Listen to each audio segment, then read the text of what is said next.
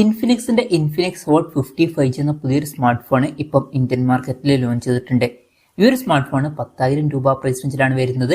ഈ ഒരു വീഡിയോയിൽ നമ്മൾ നോക്കാൻ പോകുന്നത് ഇൻഫിനിക്സ് ഹോട്ട് 55G എന്ന ഫോണിന്റെ ഒരു സ്പെസിഫിക്കേഷൻ അനാലിസിസ് ആണ്. അപ്പം നമ്മൾ ആദ്യം ഡിസ്പ്ലേഡ് ആയിട്ട് നോക്കുകയാണെന്നുണ്ടെങ്കിൽ 6.7 ഇഞ്ചിന്റെ HD+ ഡിസ്പ്ലേ ആണ് ഈ ഫോണിൽ വരുന്നത്. അപ്പം ഫുൾ HD റെസൊല്യൂഷൻ വരുന്നില്ല. 10,000 രൂപ പ്രൈസ് റേഞ്ചിൽ പല ഫോണുകളിലും നമുക്ക് ഫുൾ HD റെസൊല്യൂഷൻ കിട്ടുന്നുണ്ട്. എന്നാലും ഫുൾ HD റെസൊല്യൂഷൻ ഇല്ല എന്നുള്ളത് വലിയൊരു കംപ്ലൈന്റ് ആയിട്ട് പറയാനും പറ്റില്ല.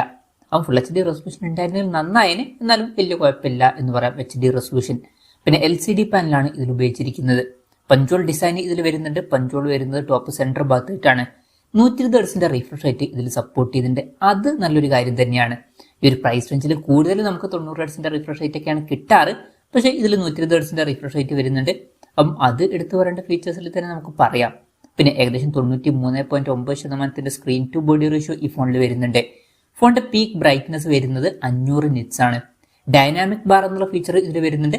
അതായത് iPhone 15 സീരീസിലതുപോലെ ആയിരിക്കും നോട്ടിഫിക്കേഷനും കാര്യങ്ങളൊക്കെ വരിക. അപ്പോൾ ഡിസ്പ്ലേ ഫീച്ചേഴ്സ് മൊത്തത്തിൽ നോക്കുമ്പോൾ അത്യാവശ്യം തിരക്കേടില്ലാത്ത ഡിസ്പ്ലേ ഫീച്ചേഴ്സും കാര്യങ്ങളൊക്കെ ഇതിൽ വരുന്നുണ്ട് എന്ന് തന്നെ പറയാവുന്നതാണ്. ഇപ്പോൾ ഫുൾ HD റെസൊല്യൂഷൻ എന്തെങ്കിലും 120 ഹെർട്സിന്റെ റിഫ്രഷ് റേറ്റ് ഒക്കെ ഇതിൽ സപ്പോർട്ട് ചെയ്യുന്നുണ്ട്.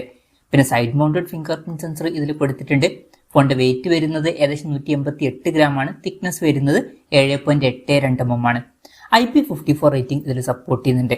അപ്പം ഈ ഒരു പ്രൈസ് റേഞ്ചിൽ ഒരു IP റേറ്റിംഗ് വരുന്നുണ്ട്. അത് നല്ലൊരു കാര്യം തന്നെയാണ്. പിന്നെ ഈ ഫോണിന്റെ sleek black, vibrant blue, dreamy purple, അതുപോലെ തന്നെ സേജ് ഗ്രീൻ എന്നീ കളർ വേരിയൻസ് ആണ് ഇപ്പോൾ ലോഞ്ച് ചെയ്തിരിക്കുന്നത്.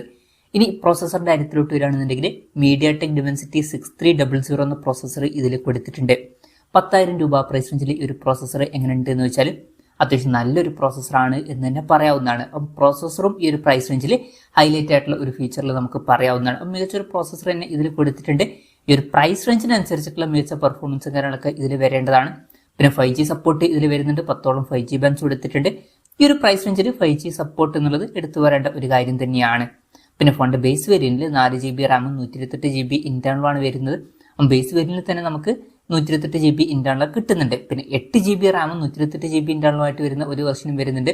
ആ വെർഷൻ ആണെങ്കിൽ നമുക്ക് 11,000 രൂപ പ്രൈസ് റേഞ്ചിൽ തന്നെയും കിട്ടുന്നുണ്ട്. പിന്നെ LPDDR4Xന്റെ റാമും UFS 2.2 സ്റ്റോറേജ് ടൈപ്പും ഇതിൽ കൊടുത്തിട്ടുണ്ട്. മെമ്മറി എക്സ്പാൻഡ് ചെയ്യണമെന്നുണ്ടെങ്കിൽ ഹൈബ്രിഡ് സിം സ്ലോട്ടാണ് വരുന്നത്. അതായത് മെമ്മറി കാർഡ് യൂസ് ചെയ്യണമെന്നുണ്ടെങ്കിൽ യൂസ് ചെയ്യാം. പക്ഷെ മെമ്മറി കാർഡ് യൂസ് ചെയ്യണമെന്നുണ്ടെങ്കിൽ ഒരു സിം മാത്രമേ യൂസ് ചെയ്യാൻ പറ്റുള്ളൂ. പിന്നെ എക്സ്റ്റെൻഡഡ് റാം എന്നുള്ള ഫീച്ചർ ഇതിൽ വരുന്നുണ്ട്. അതായത് എക്സ്ട്രാ റാം വേണ്ട സമയത്ത് ഇന്റേണൽ മെമ്മറിയിൽ നിന്ന് കുറച്ച് മെമ്മറി എടുത്തിട്ട് അത് റാമായിട്ട് യൂസ് ചെയ്യുന്നതായിരിക്കും. അങ്ങനെ 8GB റാം വരെ എക്സ്ട്രാ നമുക്ക് ലഭിക്കുന്നതായിരിക്കും. പിന്നെ വെറ്റ് ടച്ച് ഡിസ്പ്ലേ എന്നുള്ള ഫീച്ചർ ഇതിൽ സപ്പോർട്ട് ചെയ്യുന്നുണ്ട്. അതായത് ഫോണിന്റെ മുകളിൽ ചെറിയ രീതിയിലൊക്കെ വെള്ളമായാലും വലിയ ഇഷ്യൂസ് ഒന്നും ഇല്ലാതെ നമുക്ക് ടച്ച് ചെയ്ത് യൂസ് ചെയ്യാൻ കഴിയുന്നതായിരിക്കും. സിംഗിൾ സ്പീക്കറാണ് ഈ ഫോണിൽ കൊടുത്തിരിക്കുന്നത്. ഈ ഒരു പ്രൈസ് റേഞ്ചിൽ സ്റ്റീരിയോ സ്പീക്കേഴ്സ് ഉണ്ടായിരുന്നു നന്നായേനെ. പക്ഷെ സിംഗിൾ സ്പീക്കറാണ് എന്നുള്ളത് വലിയൊരു പ്രശ്നമായിട്ട് പറയാനും പറ്റില്ല. ഈ ഒരു പ്രൈസ് റേഞ്ചിൽ അത് ഓക്കെയാണ് എന്ന് പറയാം. പിന്നെ 3.5mm ഓഡിയോ ജാക്ക് ഈ ഫോണിൽ വരുന്നുണ്ട്. ആൻഡ്രോയിഡ് 14 ബേസായിട്ടുള്ള XOS സോഫ്റ്റ്വെയർ ആണ് ഈ ഫോണിൽ വരുന്നത്. ക്യാമറയുടെ കാര്യം പറയുകയാണെന്നുണ്ടെങ്കിൽ ഫോണിന്റെ പിന്നിൽ ഡ്യുവൽ ക്യാമറ സെറ്റപ്പ് കൊടുത്തിട്ടുണ്ട്. 48 മെഗാ പിക്സലിന്റെ 1.8 അപ്പേഴ്സിൽ വരുന്ന മെയിൻ ക്യാമറ സെൻസറാണ് ഈ ഫോണിൽ വരുന്നത്. ഇത് സോണി IMX 582ന്റെ സെൻസറാണ്. പിന്നെ രണ്ടാമത് ഒരു AI ലെൻസും ഇതിൽ കൊടുത്തിട്ടുണ്ട്. പിന്നെ ഫ്രണ്ടിൽ 8 മെഗാ പിക്സൽ സെൽഫി ക്യാമറ ഒക്കെ വരുന്നുണ്ട്. ഓൺ പേപ്പർ തിരക്കില്ലാത്തൊരു ക്യാമറ സ്പെസിഫിക്കേഷൻ ഒക്കെ വരുന്നുണ്ട് എന്ന് പറയാവുന്നതാണ്. അൾട്രാ വൈഡ് ആംഗിൾ ലെൻസ് ഒന്നും വരുന്നില്ല. പക്ഷേ ഈ ഒരു പ്രൈസ് റേഞ്ചിൽ അത് ഓക്കെയാണ്, പ്രത്യേകിച്ച് 5G ഫോൺ ആണ് എന്നുള്ള കാര്യം കൺസിഡർ ചെയ്യുമ്പോൾ. പിന്നെ ബാറ്ററിയുടെ കാര്യത്തിൽ 5000 mAh ബാറ്ററി ഇതിൽ കൊടുത്തിട്ടുണ്ട്. 18 വാട്ടിന്റെ ഫാസ്റ്റ് ചാർജിംഗ് സപ്പോർട്ടാണ് വരുന്നത്. ഈ ഒരു പ്രൈസ് റേഞ്ചിൽ അത് തിരക്കേടില്ലാത്തൊരു ചാർജിംഗ് സ്പീഡാണ്. ഒരു Type-C ചാർജിംഗ് പോർട്ടും ഇതിൽ കൊടുത്തിട്ടുണ്ട്.